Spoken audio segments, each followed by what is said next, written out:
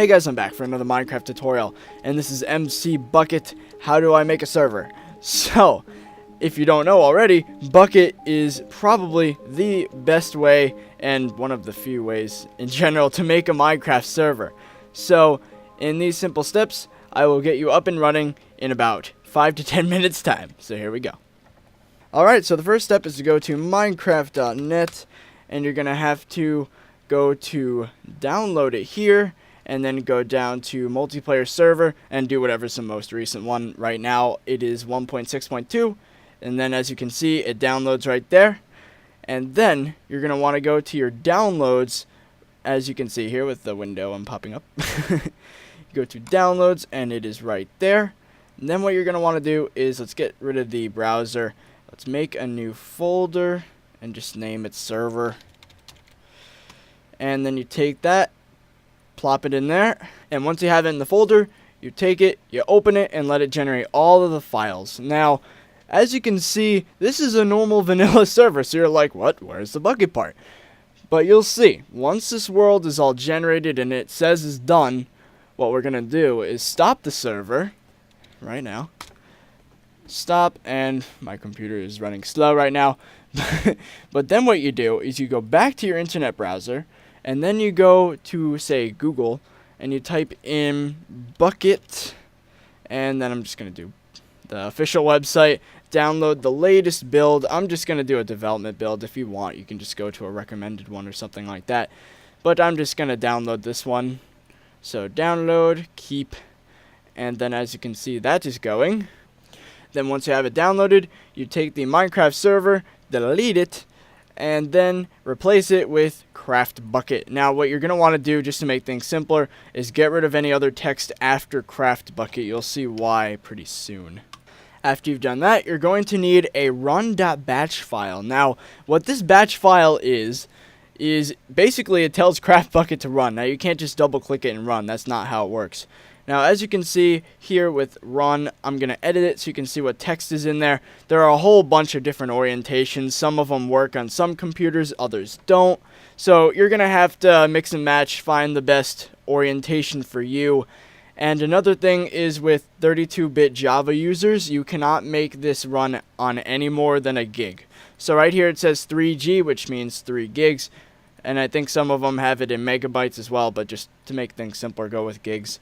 Now, if it comes up with some sort of an error, then just go back to 1 gig. But I'm going to have all the possible orientations, like 3 or 4 of them, in the description of the video, so yeah. So anyway, you take the run.batch after you've downloaded it, put it in that folder, and then run it. And as you can see, it is doing its own thing, loading the world, survival, blah, blah, blah. Lots of info in the command line. Now, the only thing that is kind of disappointing about Bukkit is that this is the console you have to work with instead of the nice polished looking one that you get with vanilla. But, it's not that bad. So anyway, you probably want to see what the server looks like, right? Yeah, here we are. This is the server, and it's just a random map as you would expect. Then you have to OP yourself, right? OP ThirtyVirus. And then, oh, can't do that because you have to do it from the console. But, yeah, so now I would like to show you how to actually get the server up so other people can play on it, because that's obviously the point of multiplayer, right? Alright, so now that your server is made, one quick thing to note before you actually get it online is if you go to the server.properties file, open it with Notepad, and then as you can see over here, you've got all the settings. Now, I'm not going to go over each setting because that's kind of stupid, but there's not much you really need to change except maybe PvP or the max players. But other than that, it's pretty good as is. You don't want to really change anything. You could also change the name of the world with this, but take note, if you change the name in here, you also have to change the name over here, just to make sure. But yeah, that's really it. So now let's get to the part that actually makes it go online. Alright, so in this video I will explain 2 different ways to connect your server to the internet. Now the first one that I will demonstrate is port forwarding. Now basically what this does is it makes it so your server goes through the firewall and all that, and other people can use it. So I have a little shortcut here that goes to 192.168.1.1. Just type that up in the URL. That should bring you to your router settings, and then it has the admin. I think what it is the password by default is password. Don't quote me on that, but I think it is. And yeah, so then you log in, and I have a Netgear router, so Netgear loads up. But that's not really what we're interested in. What we need to do is, whether you're on Linksys or, I don't know, Asus or something like that, you would have to go down, see this little scroll bar, you would want to go to port forwarding or port triggering. So you click on that, and I've got mine, Fluffy Donuts. I don't know why it named it that. That's one of the default things, I think. Yeah, I think it is. Anyway, so if you look, this is already set up for me, but let's say we need to create a new one, so I'm just going to edit this one. There we go. So if you look, there's the name. I might as well change it to Minecraft Server, because I don't really want to be quoted on Fluffy Donuts. That's kind of stupid. So then the service type, just put TCP to UDP, and the starting point is 255.255.565. I can't talk. And so is the ending point, and then the server IP address. Now this changes. So this you're going to have to do some other stuff. So if you look here, I moved the thing. So you click the Windows Start button. I'm using 7. Then you type in CMD. The control console thing comes up. Let's move this back and then move this in. Okay. So then you've got this. Now you're going to want to type into the thing ipconfig. And then all this info comes up. And you're going to want to go to right here, the IPv4 address. My God, I can't speak. Anyway, you type all that in here. Now, this last digit here, and in my case, the 4, changes a lot. But I happen to be lucky, so it still is 4. But it changes. It could be a 3, it could be a 1.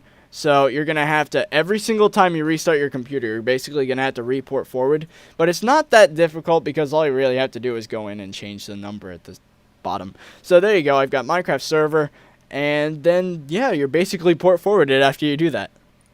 Alright, so the second method, which is a lot more convenient because you don't have to actually restart it every time. But everyone needs to use it. And that is Hamachi. So what you're going to want to do is type in Hamachi. And then you go to the, logmein.hamachi.com. So, yeah, of course it's the first link. So then what you do is logmein Hamachi comes up, and you're going to want to download the unmanaged one, unless you want to pay money. But you have to actually hit that first download. And then as you can see, you've got Hamachi downloaded. Then you're going to want to install it, and there's no special installation thing, so you don't really have to worry about that. So yeah, okay, once you have Hamachi installed, as you can see I've already got some stuff here, but you would basically have it offline. It'd look something like this. Obviously you gotta click the button to go online, and if you wait for it to do its thing, it will load up whatever you have connected if you've already have, yeah. So anyway, then you go to, let's see, you have to go to network, create a new network, name it whatever you want, just blah blah blah, but the other users that log in have to also download Hamachi, and they need to connect to the same thing, then put a password, tell them the password, whatever. And I'm not going to do that because I already have a network. But yeah, so that's all done. So then you just click create, and then it puts up the thing, and then something like this should come up, and then you do, if you're the friend that's joining the server, then you would do join an existing network, and then you type in the ID, which in this case would be ThirtyVirus1. And then the password, whatever the password was, join, and then your name should come up right here with the little green dot. So yeah, that's Hamachi.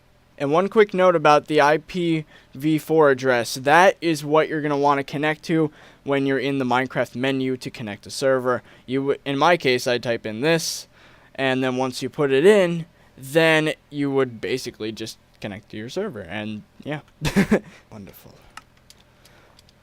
Alright, so now your server is complete. Now, a few other quick notes before I hand off the video. The first one is a very important question because that would determine whether you're going to keep watching or not.